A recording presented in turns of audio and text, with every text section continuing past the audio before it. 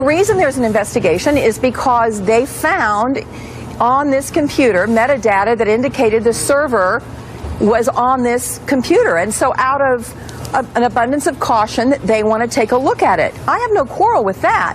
What I have a quarrel with is announcing to the American people in a way that could impact who is president of the United States that they are embarking on this investigation. You don't do that. Right. Ever. I meant the overall investigation. Why does it exist? But well, the overall investigation exists because there was a legitimate question as to whether or not Hillary Clinton had done something against the laws related to classified emails.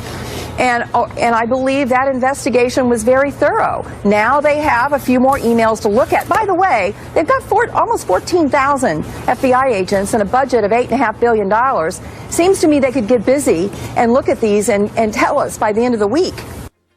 What a horrible woman she is. Thank you, Claire. You didn't mention the fact that the private server, the intentional violation of FOIA law to avoid the Freedom of Information Act, the private server was the reason that she's been investigated by the FBI for the past 18 months to begin with. Failed to mention that and just try to throw all this off as, oh, there's nothing to see here. Please move along. It's also a Democratic talking point that Comey released this letter to the public. He didn't. He sent it to Congress, and of course, the Republican congressman leaked it, but he did not release this to the public. That's a misnomer. Just like the Republicans were mad at him and the Democrats were happy in July, and now the Republicans are happy and the Democrats are mad. If it had been an investigation, if the FBI was announcing an investigation of Donald Trump and he'd sent that letter to the same committee, you can bet that Conyers or one of those guys on that committee would have just hit speed dial on their phone for the New York Times or MSNBC or whoever it was. It would have gotten out no matter what. Hypocrisy in politics. I'm shocked. Imagine that. Imagine that. That's just a shocker. So on Facebook today, I put a post up of the early voting, the absentee voting, because you can go absentee vote in person in St. Louis County if you're not going to be able to make it on Election Day next Tuesday. I'm not quite sure who in the world would ever leave this country in the midst of an election like this, but apparently my friend Vicky would. She's the one that sent me those pictures. Vicky, how are you? Oh, hi. Hi there. I'm great. So you're just getting the hell out of the country? I mean, we got an election going on here. What are you doing? I know. I wasn't thinking when I booked this cruise. Yeah, I'm going to be devastated because I'm going to have no service and not know anything except what maybe I'm going to hear from the ship, I guess. Well, depending on the outcome of the election, is it feasible you could just stay in whatever country you're going to? Like this? Well, if Hillary gets in, yes, I will be probably staying in Belize or Grand Cayman. Yes, that is absolutely. Very nice, very nice. Yeah. We'll ship you all your belongings down there. Don't you worry. There you go. What was it like in Maplewood today? I saw the pictures. That crowd surprised me a little bit. Yeah, well, it shocked me too. I just looking around, I'd say probably a couple hundred people. The line was outside, and then once you got inside, it just went back and forth and back and forth. I will say they seem to be pretty organized with it. Was quite a few people there to check you in, and they had their little laptops going. Everything was paper ballot. It was the only way you could vote, and it took about, I would say, a couple hundred people, about 45, 50 minutes total. I mean, I know you're not supposed to electioneer inside of there. Did you get a feel that was anybody talking in the line of who they were there to vote for? Nobody was saying a word.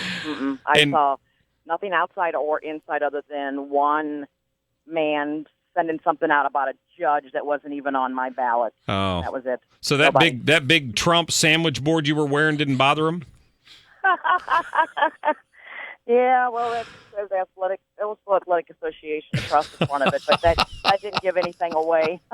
I was going to say, just for people that don't know, I put a link up on the website on the Facebook page a while back. But Vicky is the one that created that Trump train that you see pulling up in front of the White House, and then I got a picture in the caboose last night because somehow the train ended up in my neighborhood, and when I saw that jail, I couldn't help but to put Hillary in it. Thank you. Yeah, that was hilarious. That was absolutely hilarious. I appreciate that. I'm going to get that Trump train out one more time out in Wildwood before I head off to the Caribbean. So, well, good. Well, Vicki, listen, have fun in the Caribbean, and we'll be thinking about you, and I'm sure you'll text me as soon as the election is over. Yes. I need a lifeline, so I'm going to use you. All right. Train 2016. Let's go. Have a great trip. You got it. All right. Mark. I'll see you. Bye-bye. Bye-bye. Thanks.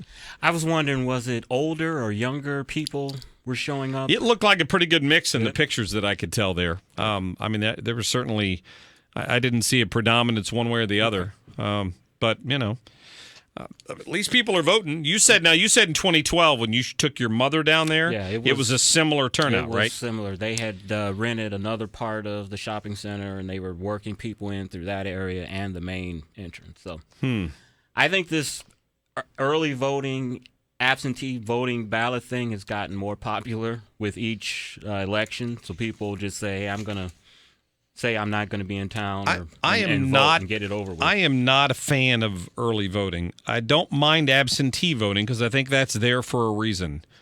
But I'm going to play part of I was online today looking at, of course, doing show prep.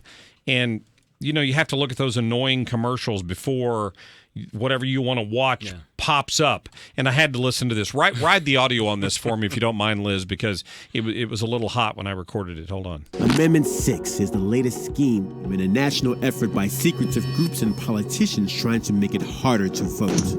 We've seen this before. They're trying to make it harder to vote for hundreds of thousands of Missourians. You may be one of them, or it could be your dad, grandma, brother, or neighbor. Today, your right to vote is guaranteed in Missouri's Constitution, but these shady groups want to take that right away. So you're a shady group if you want somebody to have to prove they are who they are before they vote. That's my problem, again, with early voting periods. If there's going to be fraud, if people in New York can bust somebody to 5 different polling stations the same day to vote, and you give them 30 days instead of 1, there's that many more days for that kind of potential fraud, however large or small it may be. This just eliminates it. And the whole premise of early voting was to increase voter turnout. And studies have shown that it's been the same or less. It doesn't increase voter turnout. It doesn't increase it. Increases the possibility of fraud. Yeah, that's probably true. I wanted to get to this Monmouth poll that just came out. So yesterday we saw some polling from Missouri that showed Donald Trump with a double-digit lead over Hillary Clinton in Missouri. Today, the Monmouth poll that was just released that Frank brought in a minute ago has almost a similar number because Trump is up in this one, 52 to 38 over Hillary Clinton in this one. But the interesting part of this is when you go to the U.S. Senate race where you also have a Democrat and Republican at the top of that race, there's an independent there as well. It's a 1-point lead. And that's the strangest political season I've ever seen. You've got the Republican presidential candidate with a 14-point lead, and you've got the incumbent Republican senator with a 1-point lead over Jason Kander, the challenger. I think it's the year of the outsider. Greitens, Kander, and Trump. I think it's just a continuation of that.